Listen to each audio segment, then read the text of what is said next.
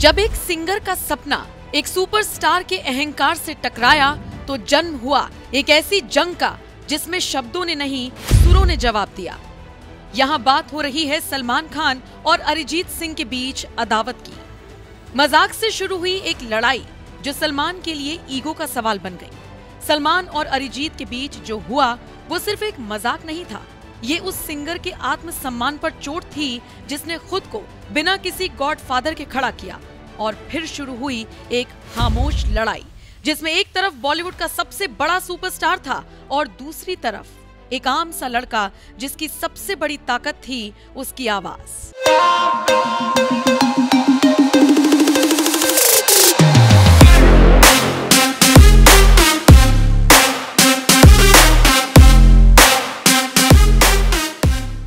एक ऐसे लड़के की कहानी जो बचपन से संगीत के पीछे भागता रहा। गरीबी, सीमित संसाधन, लेकिन आवाज में वो जादू जो सीधे दिल तक उतर जाता था। ये है अरिजीत सिंह का सफर, जिसकी शुरुआत भी संघर्ष से हुई और आज पहचान उनकी आवाज ने कराई।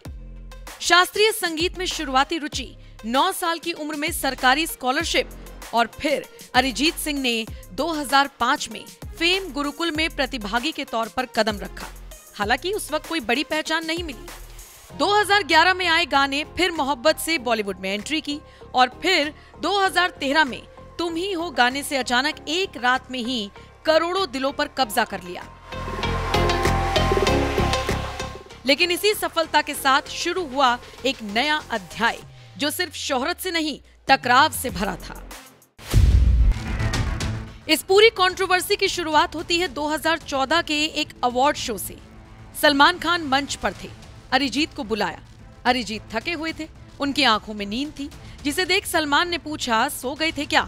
और अरिजीत ने जवाब दिया, आप लोगों ने तो सुला दिया। एक मासूम सा जवाब था, लेकिन सामने खड़ा था बॉलीवुड का बिग बॉस। शायद सलमान को ये जवाब चुभ गया और फिर जो हुआ उसे कोई खुलेआम नहीं बोलेगा, क्योंकि यहीं से शुरू हुई एक खामोश जंग। ना कोई बयान, ना कोई प्रेस कॉन्फ्रेंस, बस फिल्मों से कटने लगे अरिजीत के गाने। सुल्तान का गाना जग घूमिया अरिजीत ने रिकॉर्ड किया था, लेकिन गाना रिलीज हुआ राहत फतेह अली खान की आवाज में। और फिर एक नहीं कई फिल्में आई जहां अरिजीत के गाने हटा दिए गए। ये सलमान का बदला था, चुपचाप लेकिन बहुत गहरा। अरिजीत अब तक समझ चुके थे कि सलमान खान का गुस्सा चरम पर है और उनसे माफी मांग लेना ही सही है।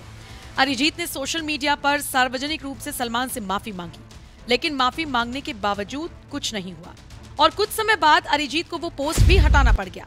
इन सब के बीच सबसे बड़ा सवाल ये कि क्या ये सलमान का ईगो था? क्योंकि कहा जाता है सलमान खान वो स्टार है जो किसी का करियर बना भी सकते हैं और बिगाड़ भी सकते हैं। और फिर यहीं से शुरू हुई असली लड़ाई, खामोश बदला। लेकिन अरिजीत के अंदर टैलेंट कूट कूट के भरा था। शायद इसीलिए उन्हें सफलता के शिखर तक पहुंचने से कोई रोक नहीं पाया, खुद सलमान खान भी नहीं।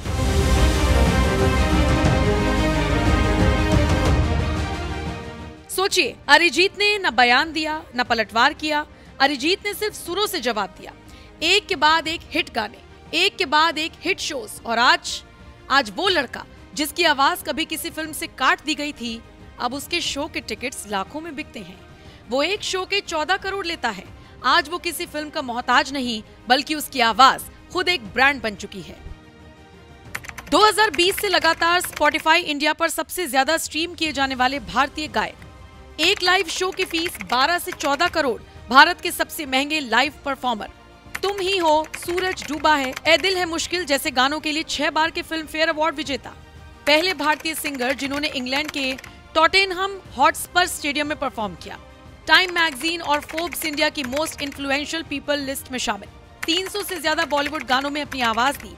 जी सिने, आईफा, मिर्ची म्यूजिक अवार्ड सहित 30 से ज्यादा अवार्ड्स जीते। आज अरिजीत सिंह की लोकप्रियता ऐसी है कि बड़े से बड़ा फिल्म डायरेक्टर उनसे गाना गवाना चाहता है। इनके गानों के बिना फिल्म को अधूरा माना जाता है। कई साल तक ये खामोश लड़ाई जारी रही। ना कोई बयान, ना कोई सार्वजनिक प्रतिक्रिया।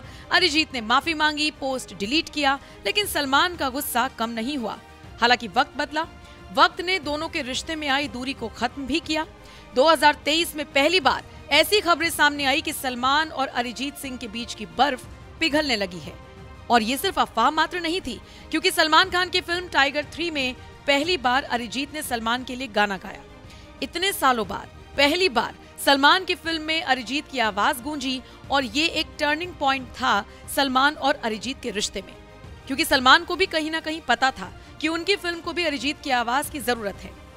अरिजीत सिंह ने कभी चिल्ला कर कुछ नहीं कहा, कभी किसी टीवी डिबेट में अपनी सफाई नहीं दी, कभी ट्विटर पर कैंपेन नहीं चलाया, क्योंकि अरिजीत जानते थे कि उनकी सबसे बड़ी आवाज उनकी आवाज ही है और अपनी आवाज से ही उन्होंने सलमान से 9 साल बाद अपना बदला लिया।